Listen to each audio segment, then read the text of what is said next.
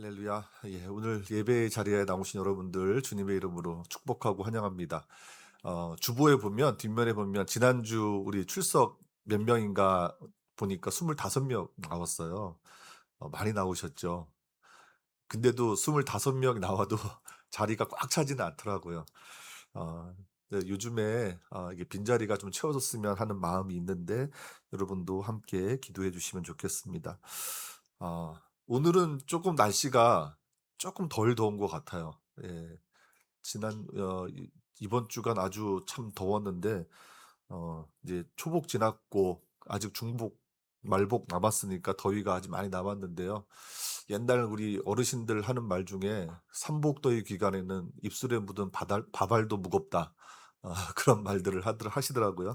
근데 진짜 더우니까 몸이 좀 많이 무거워지는 것 같습니다. 저 개인적으로는 또 체중도 좀 많이 불어 가지고 더 무거워지는 것 같은데 여러분 이 더운 여름 너무 무겁게 처지지 않으시고 그렇게 좀 가볍게 하루하루 보내셨으면 좋겠습니다. 예, 오늘 저는 마태복음 16장 13절로 20절 말씀 가지고 은혜를 나눌 텐데 "그대야말로 베드로입니다." 이런 제목으로 함께 은혜를 나누겠습니다. 성경을 읽어보면 계명에 관한 이야기가 제법 나옵니다. 아브라함이 아브라함으로 바뀌고 사레가 사라로 바뀌고 그리고 야곱이 이스라엘로 바뀌는 그런 이야기들이 성경에 나오죠. 그런데 그런 계명 이야기에서 우리가 주목해야 할 사실이 하나 있습니다. 그들 스스로 이름을 바꾼 것이 아니라 하나님에 의해서 이름이 바뀌었다는 사실입니다.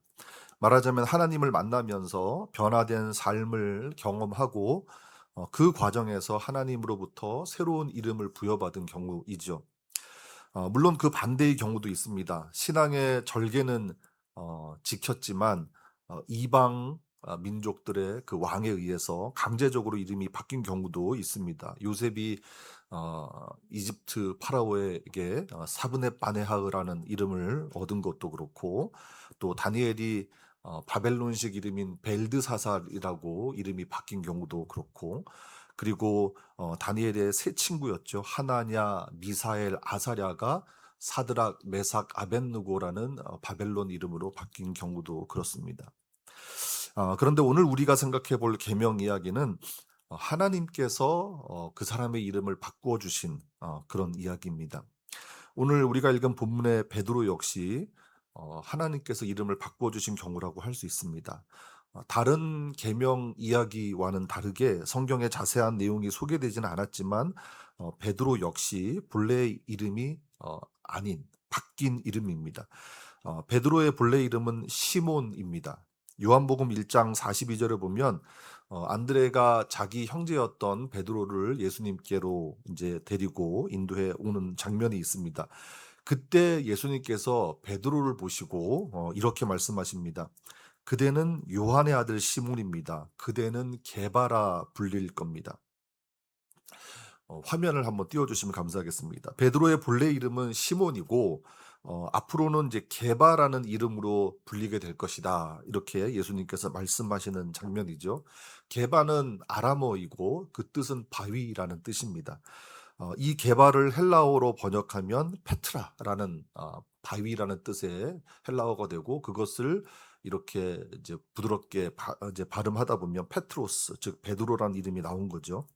또 마가복음 3장 16절에 보면 이렇게 기록하고 있습니다. 또 예수님이 그 12를 정하셨는데 시몬에게는 베드로란 이름을 덧붙여 주셨다. 예수님께서 12 제자를 이제 부르시고 정하신 다음에 시몬에게는 특별히 베드로라는 이름을 더해 주셨다는 성경의 기록입니다. 말하자면 예수님께서 베드로라는 이름을 새롭게 지어 주셨다고 우리가 볼 수 있겠죠. 그러므로 오늘 본문 18절에서 예수님께서 베드로를 향해서 "그대야말로 베드로입니다." 이렇게 말씀하신 것은 굉장히 중요한 의미가 있습니다. 이것은 단순히 베드로의 이름을 불러 주신 것이 아니라 주님과 동행하면서 바뀌고 변화된 베드로의 삶을 다시 한번 확인시켜 주는 것이기 때문입니다. 말하자면 이제 너는 연약한 인간 시몬이 아니라 바위와 같이 견고한 믿음의 사람 베드로라는 사실을 제자들 앞에서 예수님께서 인정해 주신 것이죠. 예수님께서 그렇게 인정해 주신 것은 베드로의 위대한 신앙 고백 때문이었습니다. 세상 사람들이 예수님을 향해서 저분이 세례자 요한이다, 혹은 엘리야다, 혹은 예레미야다, 혹은 예레미야는 아닐지라도 예언자 중에 한 분일 것이다, 이렇게 여길 때 베드로는 예수님이 누구신지를 분명히 알고 고백했습니다. 16절 말씀이 베드로의 그 유명한 고백인데, 아마도 여러분 개역개정 성경 버전으로는 다들 암송하실 정도로 익숙한 말씀일 텐데요. 우리 16절 말씀을 우리 새한글 성경으로 같이 한번 읽어보겠습니다. 시작. 시몬 베드로가 대답했다. 선생님이야말로 그리스도이십니다. 살아계신 하나님의 아드님이십니다. 자, 베드로는 예수님을 그리스도로 알았습니다. 그리고 살아계신 하나님의 아들인 것을 믿음으로 고백한 것이죠. 그런데 이 고백이 얼마나 대단하고 놀라운 고백이었는지 예수님께서 베드로를 칭찬하시는데, 그냥 칭찬 정도가 아니라 거의 극찬이십니다. 17절에 보니까 예수님께서 이렇게 말씀하십니다. 그대는 복이 있습니다. 시몬 바르요나. 그대에게 이것을 드러내신 분은 사람이 아니라 내 아버지 곧 하늘에 계신 분이십니다. 여기서 시몬 바르요나라고 하는 것은 이제 요나의 아들 시몬, 이런 뜻입니다. 그러니까 바르가 한 말이 이제 아들이란 뜻이고, 아마 여러분 개역개정 성경에서는 바요나 시모나 이렇게 부르시는 장면으로 기록되어 있는데, 이제 이제 아들이란 뜻이죠. 요나의 아들 시몬, 시몬 바르요나, 그러니까 요나의 아들 시몬이란 뜻입니다. 우리가 앞서 요한복음 1장에서는 요한의 아들 시몬이라고 이제 소개돼서 조금 의아할 수도 있는데, 당시 이제 히브리어 아람어권 세계에서는, 그러니까 이렇게 음역상 이게 호환될 수 있는 이름입니다. 그러니까 요하난이라고 정확하게 부를 수 있는데, 이거를 요나라고 표기하기도 하고 요한이라고 표기하기도 합니다. 어쨌든 같은 이름입니다. 어쨌든 여기서 중요한 것은 예수님이 베드로를 칭찬한다는 사실입니다. 왜냐하면 베드로가 사람으로서는 이해할 수 없고 알 수 없는 것을 하나님의 영으로 깨달았기 때문입니다. 인간의 안목으로는 도저히 알 수 없는 것을 하나님의 은혜로 알게 되었다는 뜻입니다. 그래서 예수님은 베드로에게 그대는 복이 있습니다, 이렇게 선포하신 거죠. 저는 오늘 말씀 준비하면서 우리에게도 이런 복이 있었으면 좋겠다 싶었습니다. 교회 안에서 반복돼서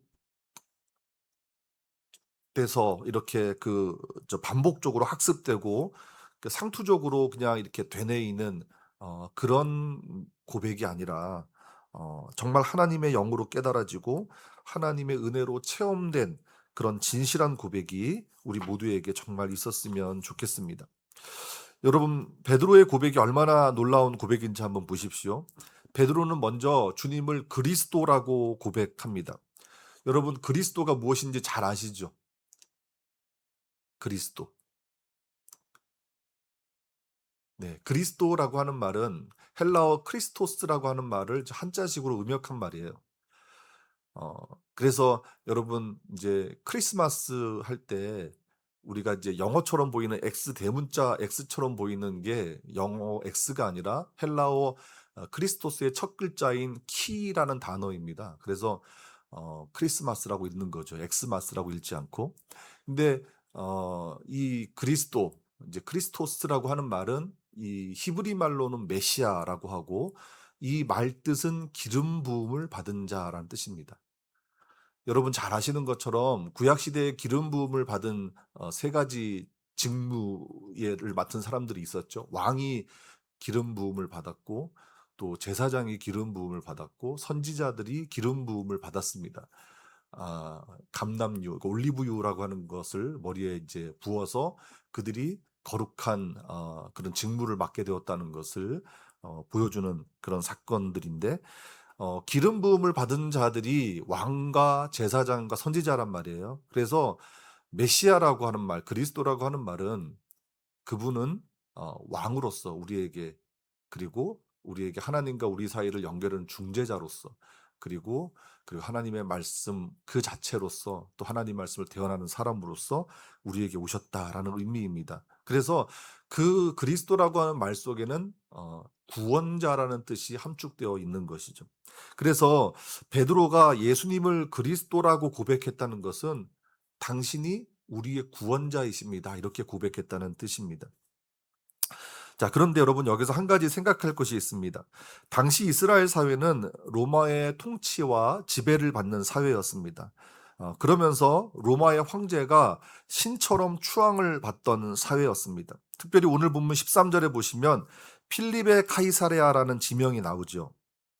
여러분 이제 개역개정 성경에서는 빌립보 가이사랴라고 나오는데 이런 지명이 사실은 로마 황제의 신적인 권위를 보여주는 증거이기도 합니다. 필립이라고 하는 사람은 이제 빌립 이제 우리 개역개정 성경에서는 빌립이라고 나오는데 이 필립은 헤롯 대왕의 아들이었습니다. 정확히 몇째 아들인지는 몰라요. 워낙 그 가문이 복잡해서 몇째 아들인지는 학자들도 정확히 알 수 없는데 아마도 뭐 넷째, 다섯째쯤 되지 않을까 그렇게 추정합니다. 근데 이 헤롯 대왕의 아들 중에서 그 유대의 이제 분봉왕 이제 그 로마가 이제 이스라엘을 다스릴 때 총독을 보내긴 했지만 각 지역을 이렇게 분할해서 헤롯 가문들에게 좀 나누어 주죠. 그래서 분봉왕이라는 칭호를 얻게 되는데 그 분봉왕 중에 한 사람입니다. 그리고 카이사레아는 여러분 잘 아시는 카이사르, 라틴어 카이사르를 헬라어로 음역한 거예요. 그러니까 카이사르는 황제를 뜻하는 말이죠. 황제.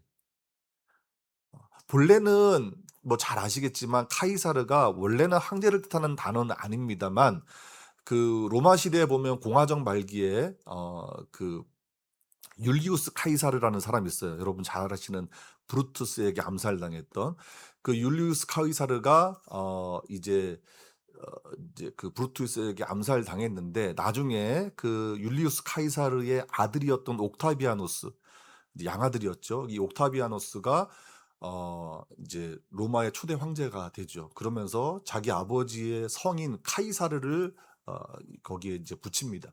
그리고 그 이후에 모든 로마의 황제들이 카이사르를 다 붙입니다. 자기 이름에. 그래서 카이사르가 이제 황제를 뜻하는 용어로 고착이 된 거죠.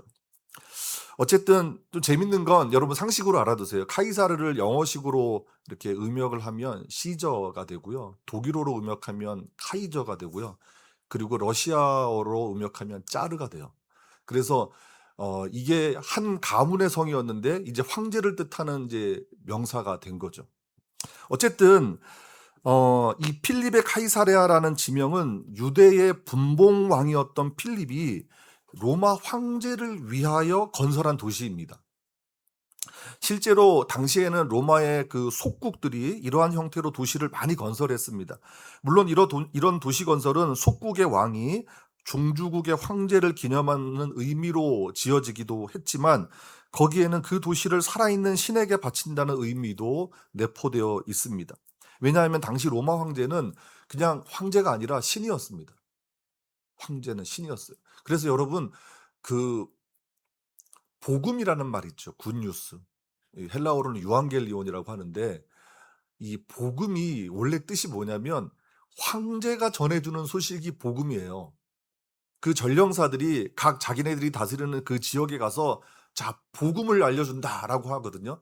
그럼 황제의 소식이에요. 황제의 어떤 신상의 변화가 있거나 또 새로운 황제가 등극하거나 할 때 그걸 복음이라고 했는데 복음서의 기자들을 특별히 이제 마가복음 같은 경우는 그것이 복음이 아니라 예수 그리스도의 이야기가 복음이다라고 완전히 의미를 바꿔버리죠. 자, 어쨌든 그 당시 이 로마 황제는 그냥 강대국의 어떤 통치자 정도의 개념이 아니라 모든 사람들에게 신으로 받들어지는 그런 인물이었습니다. 그런데 바로 그곳에서 예수님은 제자들에게 신앙 고백을 요구하신 거예요. 황제의 도시였고 그리고 신의 도시였다고 말할 수 있는 필립의 카이사랴에서 제자들에게 신앙 고백을 요구하신 거죠. 제자들을 향해서 물으십니다. 사람들이 인자를 누구라고 하나요? 그때 제자들은 사람들이 예수님을 누구라고 하는지 자기네들이 들은 대로 이야기를 해 줍니다. 어떤 사람은 당신을 향해서 세례자 요한이라고도 합니다. 어떤 사람은 엘리야라고도 하고 또 어떤 사람은 예레미야라고 부르기도 합니다. 그리고 어떤 사람들은 하나님께서 보내신 예언자 중에 한 분이라고 이야기하기도 합니다. 그런데 예수님은 사람들이 자기를 누구라고 하는지 궁금하신 게 아니라 자기를 따르는 제자들이 나를 누구라고 하는지 궁금하셨어요. 그래서 물어보시죠. 그대들은 나를 누구라고 하나요? 나를 누구라고 생각하고 따르고 있는 건가요? 그때 베드로가 세상의 논리, 세상의 방식, 세상에서 말하는 것을 따르지 않고 확신에 찬 음성으로 "선생님이야말로 그리스도이십니다." 이렇게 고백한 거예요. 이러한 베드로의 고백이 황제의 도시, 신의 도시라고 불렸던 필립의 카이사랴에서 한 고백이기에 더욱 큰 의미가 있었습니다. 왜냐하면 세상을 압도하고 있는 황제의 권위가 서릿발치는 그런 도시에서 그러한 권위 따위는 안중에도 없었기 때문입니다. 오직 나사렛 예수 당신만이 인간을 구원하실 수 있는 유일한 구원자라는 사실을 담대하게 고백한 것이기 때문입니다. 이것이 바로 베드로의 고백이 위대한 첫 번째 이유입니다. 여러분 혹시 우리에게는 이러한 고백이 정말 있습니까? 오직 길이요 진리요 생명이신 예수님만이 우리의 그리스도가 되신다는 사실을 정말 믿음으로 고백할 수 있습니까? 세상의 방식이 우리를 옥죄고 세상의 논리가 우리를 몰아갈 때 과연 우리는 세상의 방식과 논리를 거부할 수 있겠습니까? 오직 주님 한 분만을 희망으로 붙들 수 있겠습니까? 그러나 여러분 이것은 정말 이렇게 말처럼 쉬운 일이 아닙니다. 베드로의 고백은 지금식으로 얘기하면 예배 가운데 혹은 교회라는 테두리 안에서 이루어진 고백이 결코 아닙니다. 베드로의 고백은 치열한 삶의 현장에서 이루어진 고백이기 때문에 귀한 것입니다. 세상의 방식이 유일한 길처럼 보이고 세상의 논리가 진리처럼 여겨지는 세태 속에서 그것을 단호하게 거부한다는 것은 결코 쉬운 일이 아닙니다. 하지만 베드로처럼 오직 예수가 그리스도라는 사실을 인정하고 그것을 붙드는 결단과 의지가 우리에게 필요한 줄로 믿습니다. 그래야만 세상의 유혹을 물리칠 수 있고 결국에는 세상을 이기는 삶을 살 수 있다고 저는 믿습니다. 두 번째로 베드로는 예수님을 뭐라고 고백합니까? 그리스도시고 살아계신 하나님의 아들로 고백하죠. 자, 여러분 이 고백이 정말 심상치 않은 고백입니다. 예수님을 살아계신 하나님의 아들로 고백하는데 먼저 살아계신 하나님이라는 표현에 우리가 좀 집중해 봅시다. 이 표현은 하나님이 살아계신다는 거예요. 하나님은 죽은 우상이 아니라 우리의 역사에, 인간의 역사에 개입하시고 그 안에서 행동하시는, 지금도 행동하시는 하나님이라는 뜻이에요. 그리고 실제로 하나님은 이스라엘 역사 속에서 항상 살아계셔서 역사에 오셨죠. 베드로는 그런 고백을 한 거예요. 하나님은 죽은 하나님이 아니라 살아계신 하나님이라고 고백한 거예요. 그런데 거기에 한 걸음 더 나아가서 뭐라고 고백합니까? 당신이, 선생님이 살아계신 하나님의 아들이라고 고백한 거예요. 지금 내가 마주하고 있는 예수님은 우리 가운데 살아서 역사하시는 하나님의 아들이라고 확신에 찬 고백을 한 것입니다. 아마 이 고백을 할 때 그 당시 바리새인들, 사두개인들, 이런 제사장 그룹들, 이런 사람들이 있었다면 이 참담한 고백이라고 신성모독이라고 하면서 베드로를 아마 잡아서 옥에 가두었거나 아주 심한 매질을 했거나 그랬을 수도 있습니다. 그 당시 자칭 경건하다고 말하는 그런 유대인들에게는 굉장히 참담한 고백일 수밖에 없었죠. 감히 누가 살아계신 하나님의 아들이라고 말할 수 있겠습니까? 그러나 베드로에게는 하나님의 계시를 통해서 예수님께서 하나님의 아들인 것을 분명히 알 수 있었습니다. 여러분 우리가 교회 안에서 계시라는 말을 많이 쓰는데 계시는 감추어져 있던 것이 드러나는 거예요. 우리가 볼 수 없는 거예요. 감추어져 있었기 때문에. 그런데 그것을 드러내 보여주셨어요, 하나님께서. 그게 계시예요. 마치 우리가 동상이나 어떤 기념비 제막식에 참석했다고 한번 상상해 봅시다. 수많은 사람들이 그 제막식에 참여했는데 보로 이렇게 가려져 있어요. 그래서 그 동상이 정확하게 어떻게 생겼는지, 그 비석에 어떤 문구가 정확하게 있는지 알 수 없지만 그 보를 걷어버리면 우리가 그 동상이나 비를 볼 수 있지 않습니까? 그러니까 누군가 그 보를 걷어주는 거예요. 그래서 우리가 볼 수 있게 되는 것, 그것이 계시입니다. 스스로 볼 수 없는 것을 우리가 보게 되는 것, 그게 계시입니다. 그런데 예수님이 하나님의 아들이라는 사실은 계시였다는 것입니다. 다시 말씀드리면 베드로가 예수님을 살아계신 하나님의 아들로 고백한 것은 스스로 터득한 진리가 아니라 하나님이 가르쳐 알게 하셨다는 것입니다. 그래서 예수님께서 17절에서 뭐라고 말씀합니까?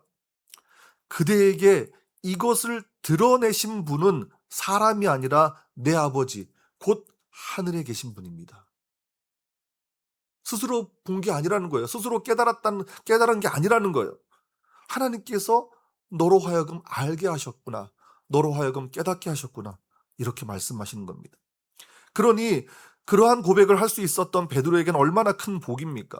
아무리 노력해도 안 되는 것을 하나님이 되게 하셨으니까 은혜라는 말 외에는 설명할 길이 없습니다. 사실 하나님의 계시가 없으면 예수님을 알 수 있는 길이 없다고 해도 과언이 아닙니다.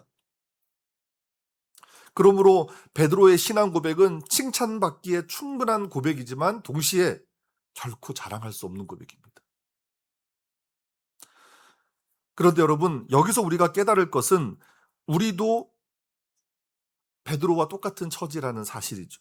우리가 예수님을 하나님의 아들로 고백하고 신앙생활을 하고 있습니다. 그러나 그렇게 고백할 수 있는 것은 전적인 하나님의 은혜입니다. 진짜 하나님의 은혜예요.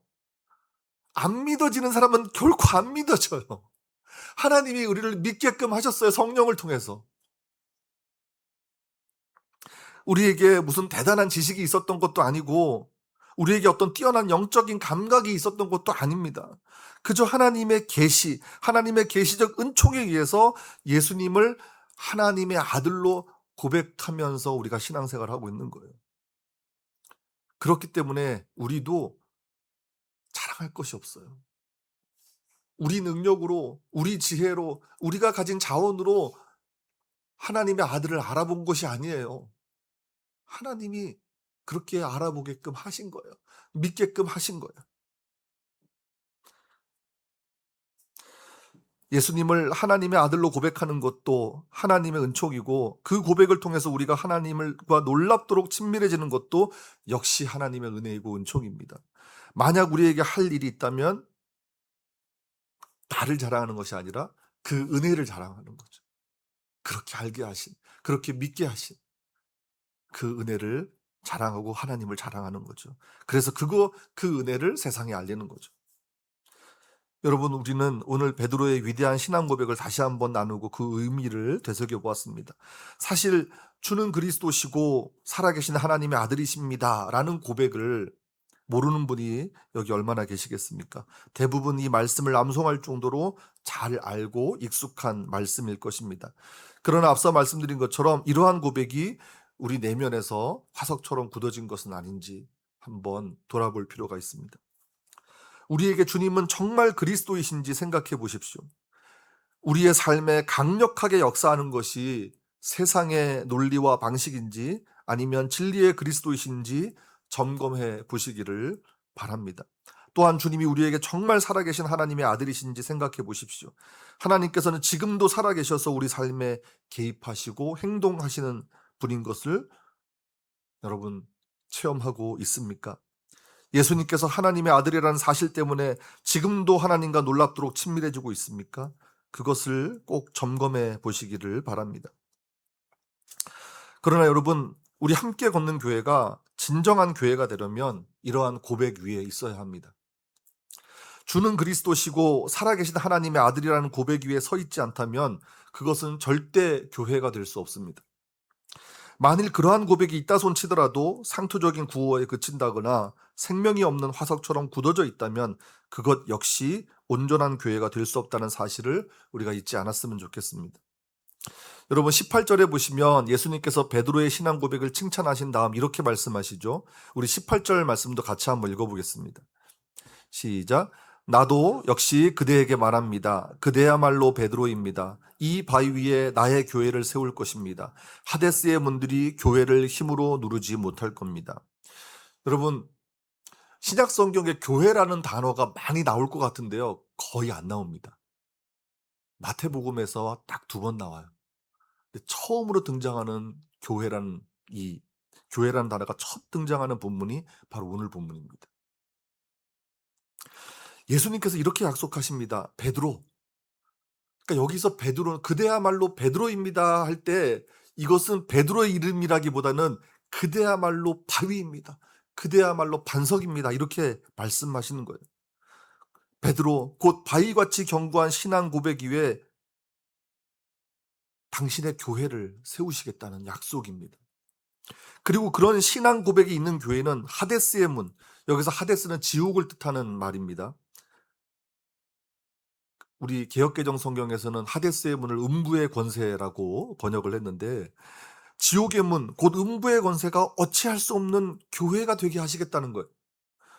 여러분 여기서 말하는 교회는 건물이 아닌 거 잘 아시죠? 여기서 말하는 교회는 우리입니다. 예수를 그리스도라고 고백하는 우리입니다. 살아계신 하나님의 아들로 고백하는 우리입니다. 우리를 그런 교회로 만들어 주시겠다는 약속입니다. 주는 그리스도시고 살아계신 하나님의 아들로 고백하는 우리에게. 그리고 19절에는 더 놀라운 말씀이 있습니다. 그렇게 세워진 교회 위에 놀라운 권한을 주시겠다고 말씀하십니다.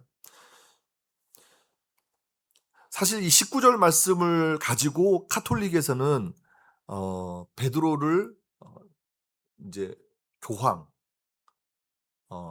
이를 초대 교황으로 보는 이제 근거로 삼죠. 네, 여러분 여기서 하늘나라의 열쇠를 천국 열쇠를 주시겠다라고 말씀은 카톨릭에서 주장하는 것처럼 교황의 권한을 의미하는 것이 아닙니다. 그것이 아니라 주는 그리스도시고 살아계신 하나님의 아들이시라는 확고한 신앙 고백 이외에 세워진 교회야말로 진정한 주님의 교회이고 그러한 교회에게 하늘의 문을 여는 권한을 주시겠다는 약속입니다. 그리고 땅에서 묶어두면 하늘에서도 묶여 있을 것이고 땅에서 풀어두면 하늘에서도 풀려 있을 것이라는 말씀은 그렇게 확고한 신앙 고백 위에 세워진 교회의 결정을 하늘도 따르겠다는 약속이에요. 이거 진짜 놀라운 약속이에요. 진짜 놀라운 약속이에요.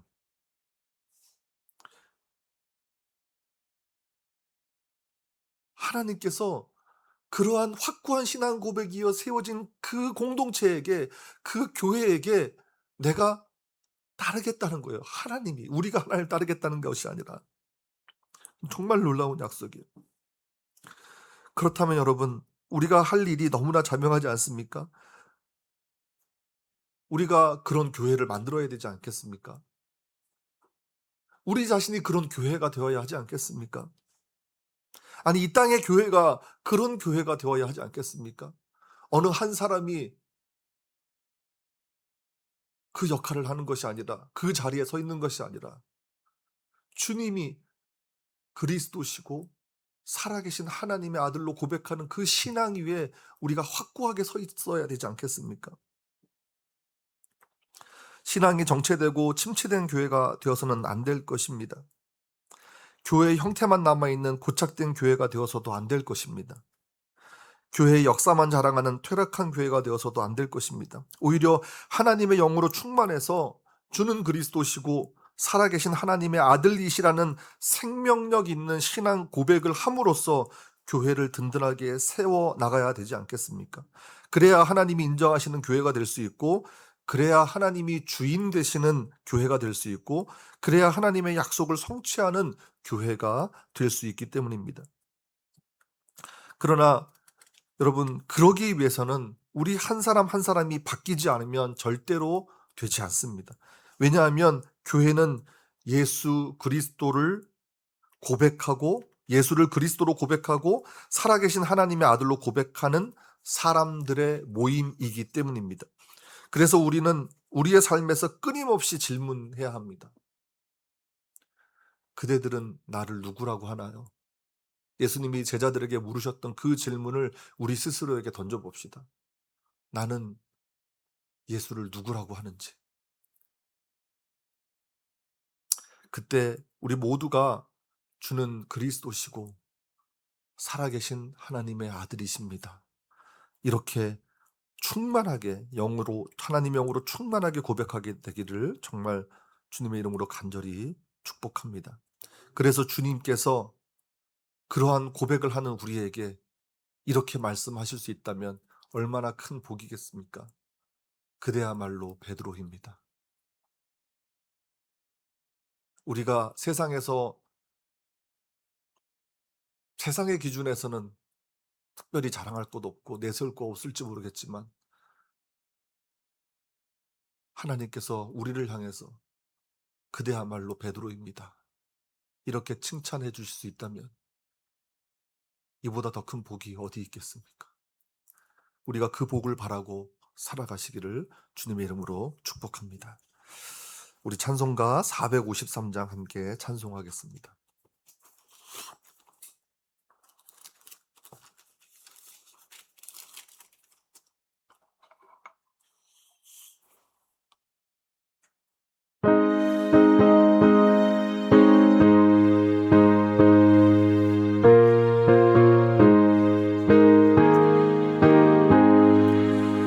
예수도 알기 원하네 크고도 넓은 은혜와 대속해 주신 사랑을 간절히